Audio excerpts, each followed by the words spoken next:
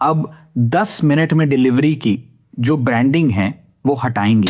Central government के हस्तक्षेप के बाद क्विक कॉमर्स कंपनीज जैसे कि ब्लिंकिट एटसेट्रा अब 10 मिनट में डिलीवरी की जो ब्रांडिंग है वो हटाएंगी। जी हाँ, ये आप सबके एफर्ट से और आप सबने एकजुट होकर जो आवाज उठाई उसी से संभव हो पाया। आपकी आवाज शायद इन कंपनीज की मैनेजमेंट तक तो नहीं पहुंची या उन्होंने अनसुनी कर दी, लेकिन आपकी आवाज केंद्र सरकार ने सुनी और उस पर कार्रवाई भी करी।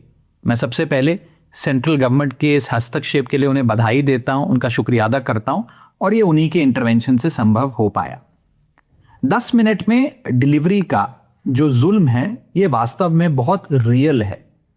जब डिलीवरी राइडर की यूनिफॉर्म पर, उसकी टी शर्ट जैकेट पर 10 मिनट की डिलीवरी का प्रॉमिस छपा हो या उसके बैकपैक पर 10 मिनट में डिलीवरी का वादा लिखा हो, साथ ही साथ कस्टमर के मोबाइल स्क्रीन पर टाइमर चल रहा हो, तो ये 10 मिनट में डिलीवरी का जो प्रॉमिस है ये बहुत रियल, कांस्टेंट और डेंजरस, खतरनाक हो जाता है। और इसके चलते जो डिलीवरी बॉयज हैं, राइडर्स हैं, उन पर जो मेंटल और फिजिकल टोल पड़ता है वो तो अलग, लेकिन इसके साथ साथ वे खतरनाक ड्राइविंग भी करते हैं, अपनी जान को भी जोखिम में डालते हैं और अन्य लोग जो उनके साथ सड़क पर चल रहे हैं, अपनी गाड़ियों में, स्कूटर्स पर या पैदल चल रहे हैं, उनकी जान को भी जोखिम में डाला जाता है। मैं पिछले कुछ महीनों में कई डिलीवरी बॉयज से मिला, उनसे बात करी।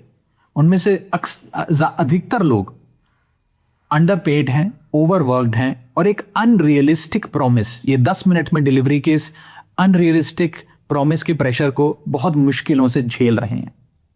सेंट्रल गवर्नमेंट हो या हम मेंबर्स ऑफ पार्लियामेंट हो, हम सब लोग प्रो इंडस्ट्री हैं, प्रो बिजनेस हैं, प्रो स्टार्टअप है, प्रो इनोवेशन है, लेकिन हम लोग एक्सप्लॉयटेशन का कभी समर्थन नहीं कर सकते। इसीलिए इस पूरी मुहिम का मकसद किसी कंपनी को चोट पहुंचाना नहीं, बल्कि इन गिग वर्कर्स और इन डिलीवरी बॉयज की जिंदगी को बेहतर करना है। और आज जो सेंट्रल गवर्नमेंट ने फैसला लिया है ये केवल उनकी सेफ्टी और सिक्योरिटी ही को ही सुनिश्चित नहीं करेगा, बल्कि उनकी डिग्निटी और उनकी वर्किंग कंडीशंस को भी बेहतर करने में मील का पत्थर साबित होगा।